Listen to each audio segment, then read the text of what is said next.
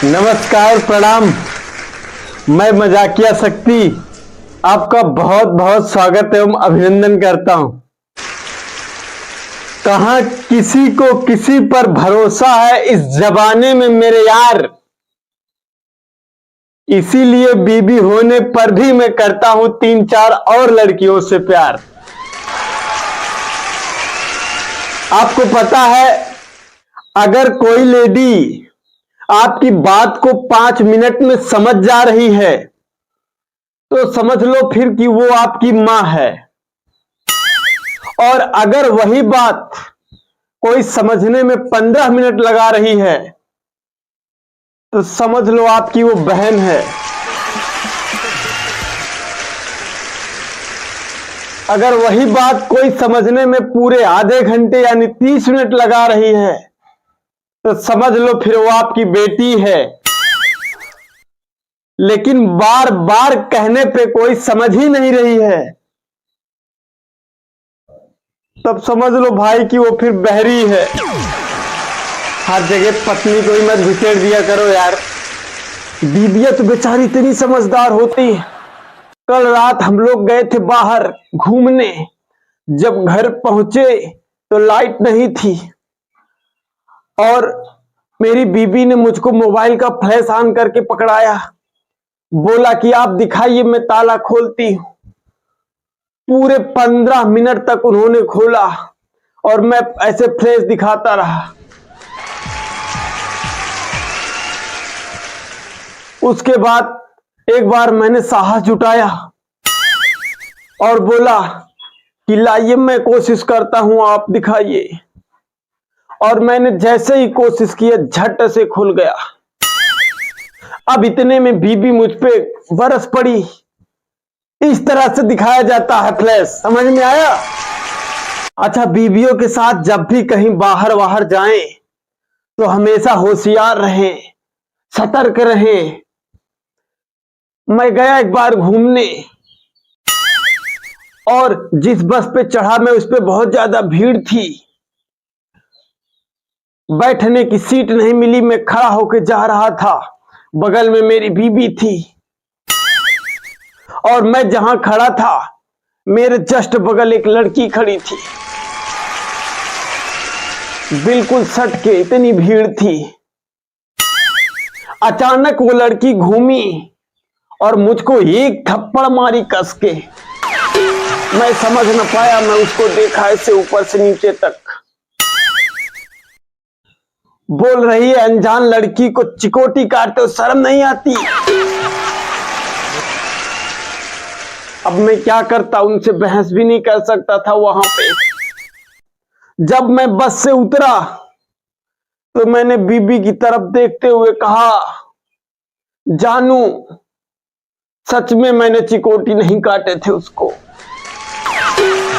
तो वो मुस्कुराते हुए कह रही है,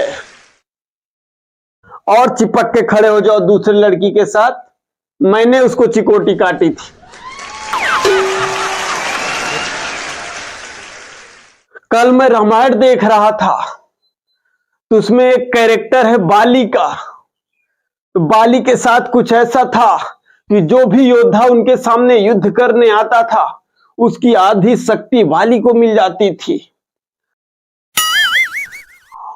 वाली का सीन देखते देखते मुझे अचानक ख्याल आया कि मैं घर पहुंचता हूं तो मुझे कमजोरी सी महसूस होने लगती है, डर सा लगने लगता है, चक्कर सा आने लगता है, यानी कि मेरी आधी शक्ति मेरे पत्नी के पास चली जाती है। इसका मतलब ये हुआ, ये जो सतयुग का बाली है एक कलयुग में घर वाली बन के पैदा हुआ है।